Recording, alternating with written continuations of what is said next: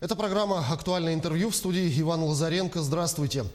Активное освоение месторождений полезных ископаемых республики иногда сопровождается нарушениями законодательства об охране окружающей среды. О чем нельзя забывать пользователям недр при геологическом изучении, разведке и добыче полезных ископаемых. Какие нарушения могут повлечь уголовную ответственность. Об этом мы поговорим со старшим помощником якутского природоохранного прокурора, юристом второго класса Данилом Вадюхиным. Данил Геннадьевич, здравствуйте.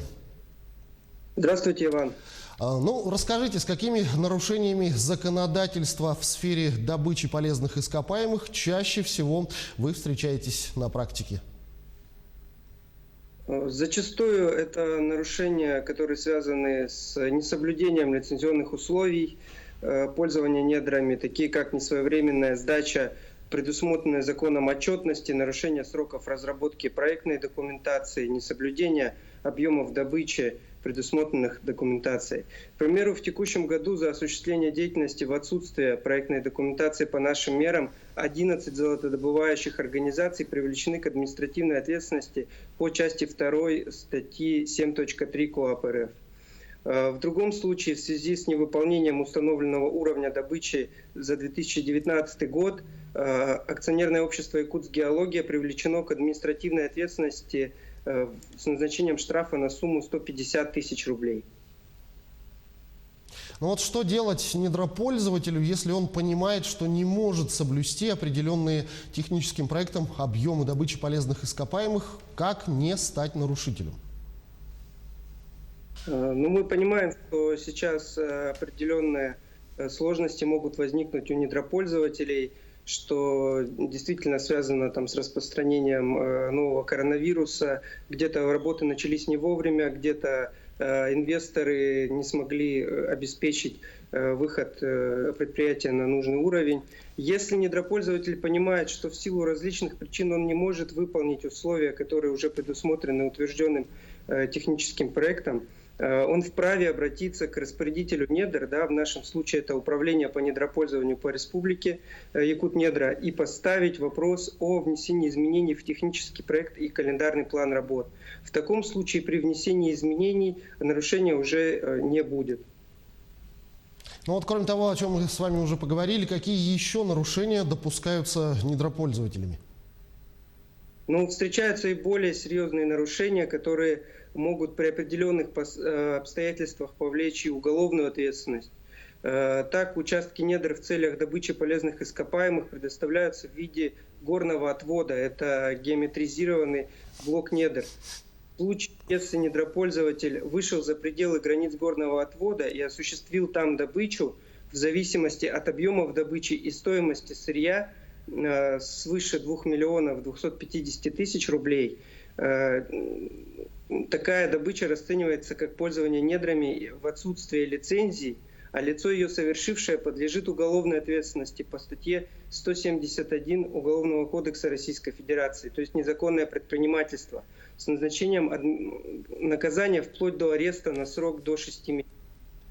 Кроме того, необходимо заметить, что добыча полезных ископаемых разрешается только после проведения государственной экспертизы их запасов, то есть при наличии у недропользователя лицензии на геологическое изучение, поиски и оценку полезных ископаемых, до постановки запасов полезных ископаемых на баланс осуществлять промышленную эксплуатацию месторождений и добычу полезных ископаемых нельзя. Здесь хотелось бы отметить и обратить особое внимание недропользователей, что наличие лицензий на геологическое изучение не позволяет вам осуществлять промышленную добычу на указанном участке недр. Все полезные ископаемые, которые изъяты в ходе геологического изучения в виде проб, должны в опломбированном виде храниться у недропользователя и после окончания стадии геологического изучения могут быть истребованы территориальным фондом геологической информации. Так, в текущем году в ходе проверки лицензионных дел выявлен факт незаконной добычи юридическим лицом золота в отсутствие лицензии на добычу и его реализации на сумму 26 миллионов рублей.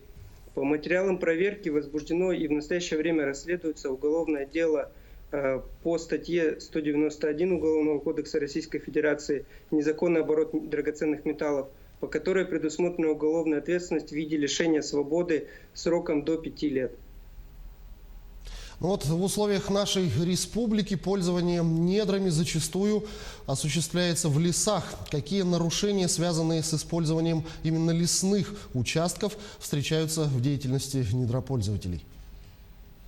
Недропользователями не всегда соблюдаются требования пожарной безопасности в лесах. В этой связи наша работа носит прежде всего упреждающий характер. Так, в преддверии пожароопасного сезона в мае недропользователям внесены представления, по которым ими приняты меры по противопожарному обустройству лесов, обеспечению наличия необходимого противопожарного инвентаря. За несоблюдение правил пожарной безопасности в лесах статьей 8.32 Кодекса об административных правонарушениях Российской Федерации также установлена административная ответственность в виде штрафа в размере до 1 миллиона рублей.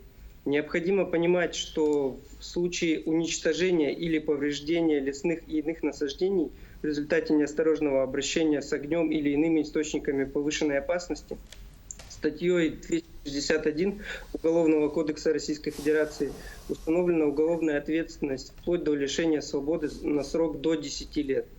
Так, в 2020 году имеется случай возгорания лесного массива в Тампонском районе в результате проведения взрывных работ работниками угольного разреза. В настоящее время по данному факту возбуждено и расследуется уголовное дело по части 2 статьи 260 Уголовного кодекса. Ну, скажите, а имеются ли какие-то специфические нарушения в зависимости от отраслей добывающей промышленности? Да, вот на территории республики крупные месторождения угля сосредоточены в Нерюнгринском районе. В этой связи на постоянном контроле находятся вопросы состояния охраны атмосферного воздуха. В указанной сфере налажен обмен информацией, в том числе с органами Роспотребнадзора, которые осуществляют контроль за превышением предельно допустимых концентраций вредных веществ в атмосферном воздухе. К примеру, по результатам проверки, проведенной с привлечением специалистов управления Роспотребнадзора, нами пресечено непринятие холдингом «Якутуголь» надлежащих мер по предупреждению выбросов в атмосферный воздух, выразившийся в отсутствии санитарно-защитной зоны вокруг угледобывающего комплекса. По внесенному представлению предприятием организована работа по установлению границ санитарно-защитной зоны. В нефтедобывающей отрасли зачастую вред наносится почве.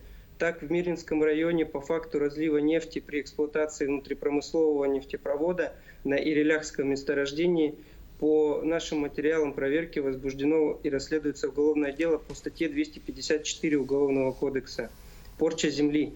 Причиненный почве ущерб в размере 22 миллионов рублей возмещен полностью.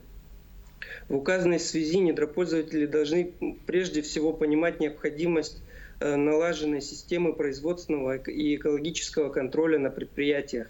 Добросовестное исполнение ответственными лицами своих обязанностей, а также усиленный контроль за их работой со стороны руководства предприятия – это залог не только хорошей репутации и финансового состояния компании, но и экологического благополучия республики и отсутствия претензий со стороны надзорных органов и прокуратуры.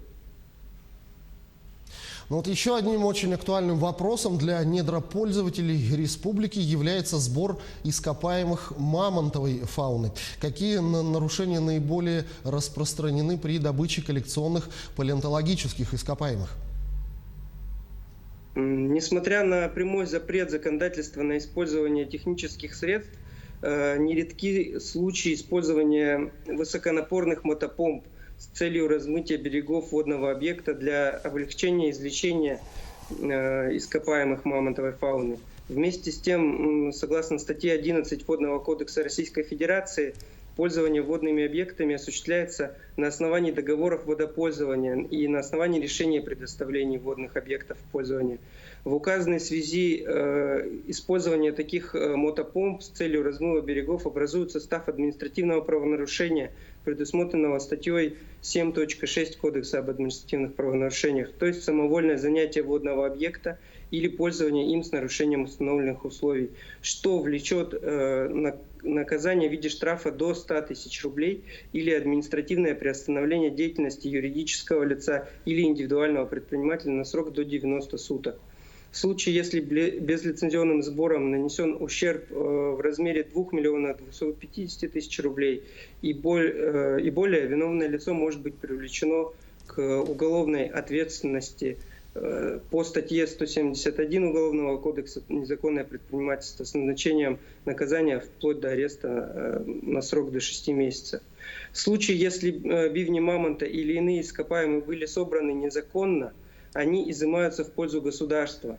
Так, например, по заявлениям Якутской природоохранной прокуратуры свыше 170 килограмм ископаемых мамонтовой кости признано судом собственностью государства и передано на хранение в Музее Мамонта Республики.